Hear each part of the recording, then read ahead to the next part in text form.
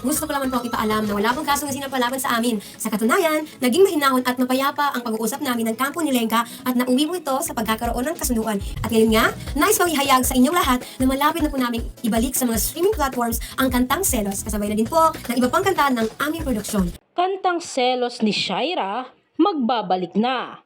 Pinayagan na ni Lenka. Good news para sa mga fans ng Queen of Bangsamoro Pop na si Shaira Moro dahil muli nilang mapapakinggan sa mga online streaming platforms ang viral song nitong Selos. Matatandaan na ilang linggo lamang mula nang sumikat ang kanta, bigla itong tinanggal noong nakaraang buwan sa lahat ng online streaming platforms gaya ng YouTube at Spotify dahil sa issue sa copyright. Lingid kasi sa kaalaman ng marami, hango ang melodiya ng kanta sa kanta ng Australian singer na si Lenka na Trouble is a Friend. Ngunit ngayong linggo, Abril 7, masayang inanunsyo ni Shaira sa pamamagitan ng isang video na naayos na nila ang issue sa copyright at ibabalik na nila sa lahat ng online streaming platforms ang Selos. Ayon kay Shaira, hindi sila kinasuhan ng kampo ni Lenka. Bagkus ay naging mahinahon at mapayapa umano ang naging pag-uusap nila. Sa huli, napagkasunduan nga nila ang pamamaraan ng muling paglabas ng kanta sa mga online streaming platforms. Anya ni Shaira, para maliwanagan ang lahat tungkol sa issue na ito.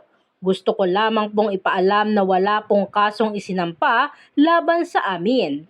Sa katunayan, naging mahinahon at mapayapa ang pag-uusap namin ng kampo ni Lenka at nauwi po ito sa pagkakaroon ng kasunduan hinggil sa pamamaraan ng muling paglabas ng kanta sa mga online streaming platforms. Masayang anunsyo niya at ngayon nga, nais kong ihayag sa inyong lahat na malapit na po naming ibalik sa mga streaming platforms ang kantang Selos kasabay na rin po ng iba pang kanta ng aming produksyon.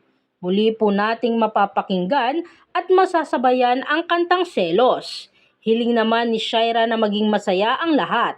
Anya, sana po ngayon ay maging masaya na lamang po tayo dahil hindi lang naman po ito para sa akin. Para rin po ito sa mga kapwa kong Bangsamoro artist at sa mga kapwa kong Pilipino.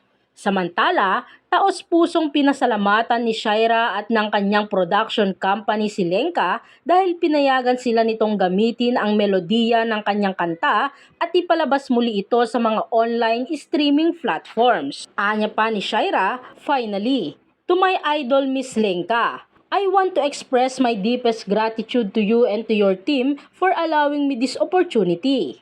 Thank you for the smooth transaction that we had with your team.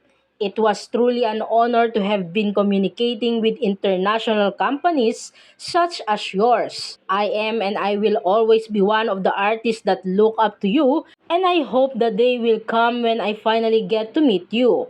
Again, thank you very much and mabuhay tayong lahat. Buong pahayag ni Shaira.